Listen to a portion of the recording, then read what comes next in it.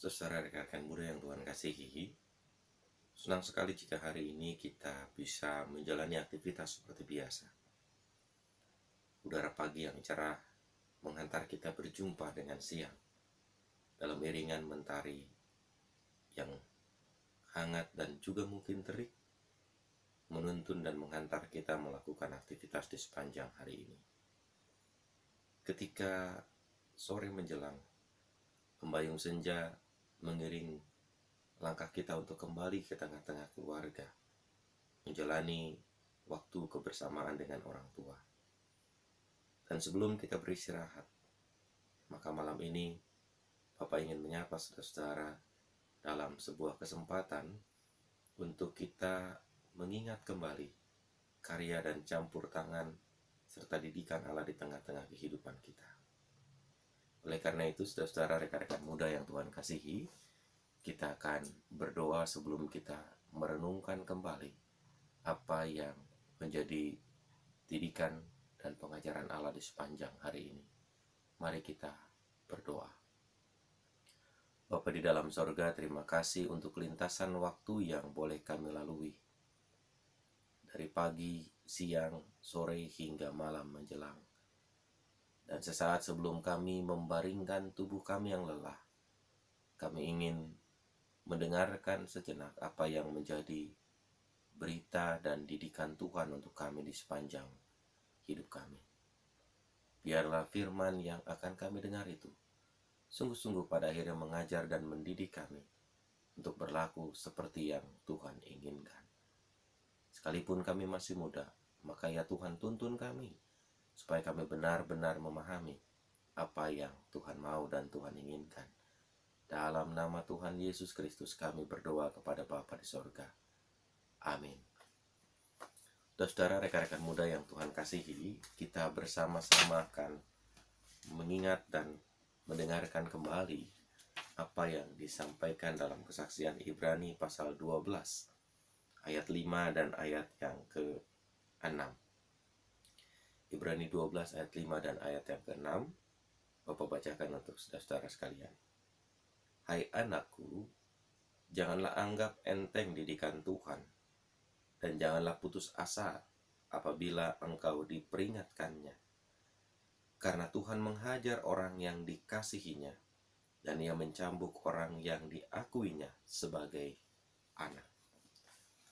Saudara rekan-rekan muda yang Tuhan kasihi, kita pilih bangga dan populer, atau kita pilih menjadi orang yang bukan hanya bangga dan populer, tapi kita memilih menjadi orang yang juga patut untuk dihargai dan dihormati. Sebab bangga dan populer saja bisa jadi itu tidak mendatangkan dampak yang baik dan positif dalam hidup kita. Contoh, ada seorang pembalap di era tahun 80-an, di era tahun 90-an yang cukup bangga ketika dia menjadi satu-satunya pembalap yang dibenci dan tidak disukai. Dia bangga karena dia dibenci, karena dia tidak disukai oleh pembalap dan para penonton. Dia adalah Darrell Waltrip. Beberapa kali dia memenangkan balapan Daytona 500. Dia begitu bangga ketika orang membencinya, ketika orang bersorak-sorai. Di setiap lintasan lapangan dia hanya berdiri, lalu menendang-nendang sepatunya ke tanah dan tersenyum dengan ejekan, cemoohan yang disampaikan para penonton. Hingga sekali waktu, saudara-saudara, Darrell Waltrip menikah. Lalu kemudian mereka berharap dari pernikahan mereka itu mereka punya anak-anak. Namun 4 kali Steffi istrinya harus keguguran. Dan saat itu Darrell Waltrip dan Steffi istrinya pergi ke gereja. Dia pergi ke gereja, dia berharap bahwa ada kasih, ada pertolongan yang bisa dia dapat dan dia jumpai dengan dia pergi ke gereja. Namun ternyata 4 kali keguguran itu tidak menolong Darrell Waltrip sebagai seorang pembalap yang berhenti berbangga dengan ungkapan, umpatan yang disampaikan kepadanya. Dia tetap bangga menjadi orang yang dibenci dan menjadi orang yang tidak disukai. Sampai sekali waktu, pendetanya datang berkunjung dan berkata, "Apakah Anda bangga dengan iklan dan sponsor yang ada di mobil Anda?" Dengan tegas dia katakan, "Ya, iklan dan sponsor itulah yang justru harus saya banggakan. Karena dengan kendaraan yang dipasangi iklan dan segala macam aksesorisnya itu membuat bukan hanya para penonton tidak suka dengan saya, tapi justru membuat anak-anak menyukai kendaraan saya." Pak pendeta itu berkata, "Pak Darrell, bukankah sponsor di kendaraan Anda adalah bir? Bukankah sponsor di kendaraan Anda adalah minuman beralkohol? Gantilah sponsor di kendaraan Anda jika Anda berharap sesuatu yang indah, yang baik di tengah-tengah kehidupan keluarga Anda." Tak bergumam dan tak berkata sepatah pun, Darrell Waltrip hanya diam mendengarkan pendetanya menyampaikan nasihat untuk mengganti sponsor yang ada di kendaraannya. Karena bagi Waltrip, apa yang tertempel di kendaraannya itu telah membuat dia bangga menjadi orang yang dibenci. Itu telah membuat kendaraannya disukai banyak anak-anak. Namun perlahan demi perlahan, Darrell Waltrip dan istrinya merenungkan kalimat pendeta itu. Dia berpikir ulang. Dia berpikir 1000 kali. Jika benar suatu saat nanti anak-anak lahir dari keluarganya, dengan cara apa dia akan mendidik? Bagaimana dia akan menjelaskan iklan sponsor yang tertempel di kendaraan yang dimilikinya?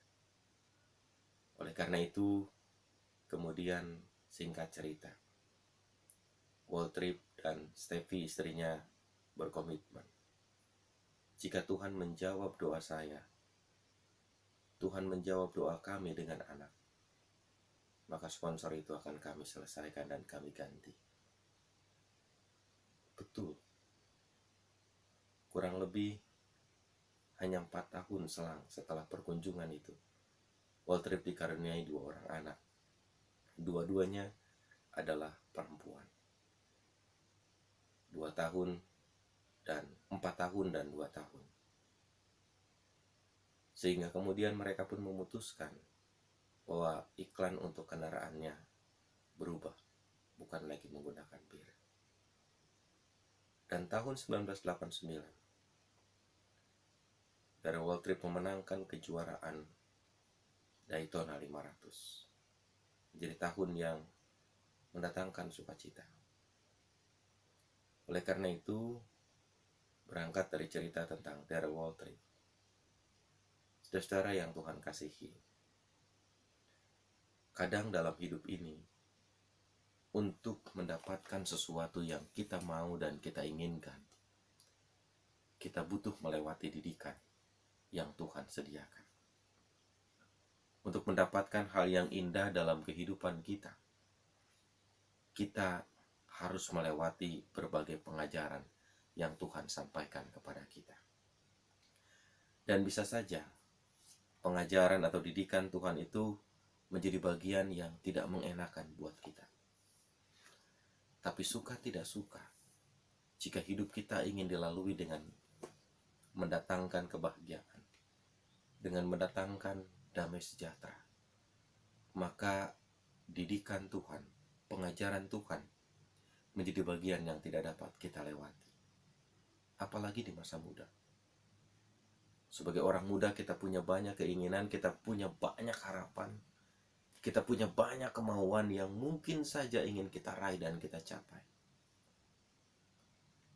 Tapi kita harus mengingat, ketika kita ingin meraih, mencapai apa yang menjadi kemauan kita, apa yang menjadi keinginan dan harapan kita, kita harus ingat bahwa jalan untuk meraih kesuksesan, jalan untuk meraih kesukacitaan, jalan untuk mendapatkan sesuatu yang menjadi impian kita, itu tidak bisa dilalui dengan mudah. Kadang-kadang jalan itu penuh dengan kerikil. Jalan itu penuh dengan kubangan yang berair, sehingga kita terjebak pada lumpur. Kadang-kadang jalan itu licin sekali, yang bisa saja membuat kita tergelincir dan terjatuh. Jika kita menyadari baik kerikil, kubangan yang penuh air, jalanan yang licin merupakan didikan dari Tuhan, maka sebagai orang muda kita harus belajar dari didikan itu. Sebagai orang muda kita tidak boleh menyalahkan siapapun. Apalagi saudara-saudara, ketika kita gagal meraih sesuatu, ketika kita kesulitan mendapatkan sesuatu, kita menyebar hoax bahwa berita itu, atau kita menyebar berita yang hoax, menyebar berita yang tidak baik, bahwa kegagalan itu terjadi karena si A, karena si B, karena saya tidak didukung oleh gereja, karena saya tidak didukung oleh orang tua, karena saya tidak didukung oleh teman-teman dan lain sebagainya. Saya kira tidak begitu. Orang muda harus sadar betul untuk meraih sukses itu butuh melewati didikan. Kadang didikan itu tidak sekali terjadi dalam hidup kita. Sama seperti ketika kita mau menaiki sebuah tempat yang tinggi dan di situ tidak ada lift, maka kita tidak akan pernah sampai ke tempat yang tinggi itu jika kita tidak melewati anak tangganya. Didikan itu, Bapak mau sampaikan, ibarat kita naik anak tangga. Satu anak tangga kita lewati, berarti satu didikan kita lalui. Dan anak tangga pertama bisa jadi sukacitanya begitu kecil, kesuksesannya begitu sederhana. Kita akan naik lagi ke anak tangga berikutnya. Melalui anak tangga berikutnya, bisa jadi itu pun masih ringan buat kita. Tapi di situ kita hanya berjumpa dengan kesuksesan-kesuksesan yang mungkin juga biasa-biasa saja. Dan kita akan menganggap itu mah biasa. Ingat, setiap anak tangga yang kita lewati, setiap anak tangga yang kita lalui, maka di situ tertera didikan Tuhan. Di situ ada pengajaran Tuhan. Dan setiap anak tangga yang dilewati merupakan ajaran dan didikan Tuhan. Pasti ada hikmah. Pasti bukan hanya pengajaran. Pasti ada sesuatu yang Tuhan sediakan. Seorang bapak rela menggendong anaknya lebih dari 17 tahun. Ayah Wu menggendong Suyu selama 17 tahun oleh karena Suyu tidak dapat melakukan aktivitas sendirian. Dia tidak dapat berdiri dari tempat duduknya, dari tempat tidurnya, kecuali digendong oleh sang ayah. 17 tahun, Ayah Wu menggendong Suyu untuk bisa sekolah. Dan Ayah Wu harus menaiki anak tangga setiap hari. Kurang lebih 30 anak tangga. Turun naik. Berarti 60 anak tangga naik, 60 anak tangga itu naik turun 30.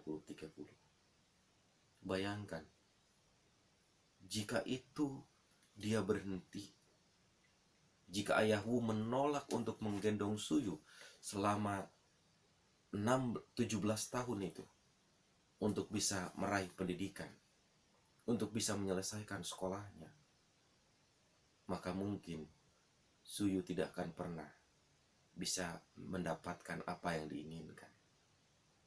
Tapi karena semangat ayah dan anak yang sama-sama ingin melihat kebahagiaan dan kesukacitaan yang lebih besar, maka 30 anak tangga untuk naik dan 30 anak tangga turun itu tidak menjadi halangan untuk dilalui.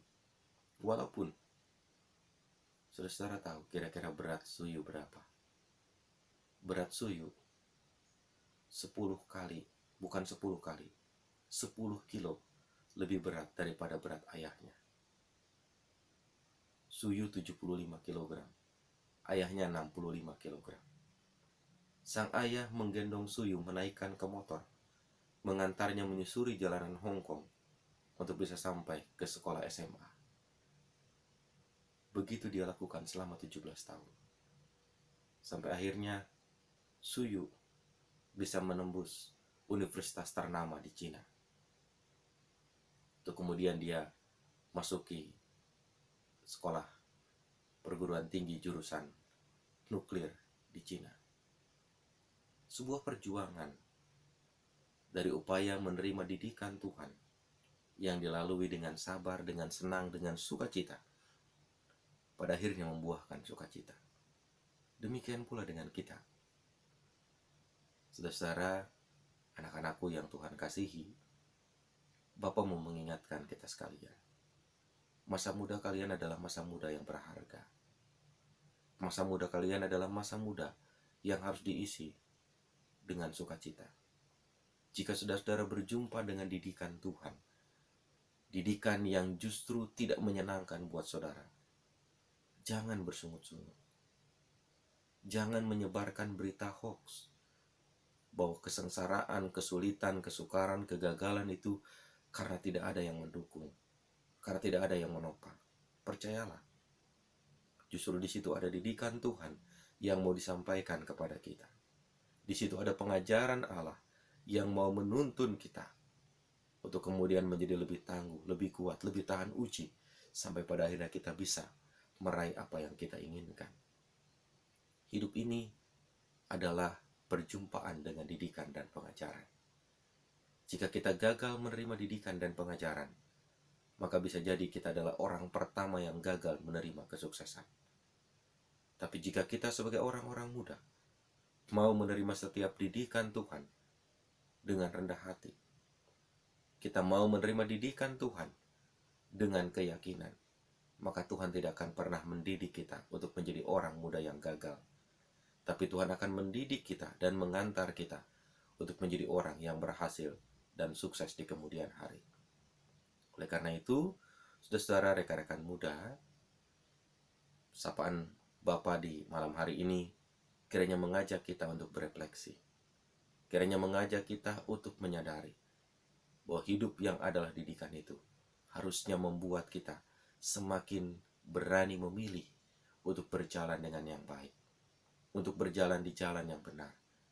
Populer saja tidak penting kalau kita tidak pernah hidup benar.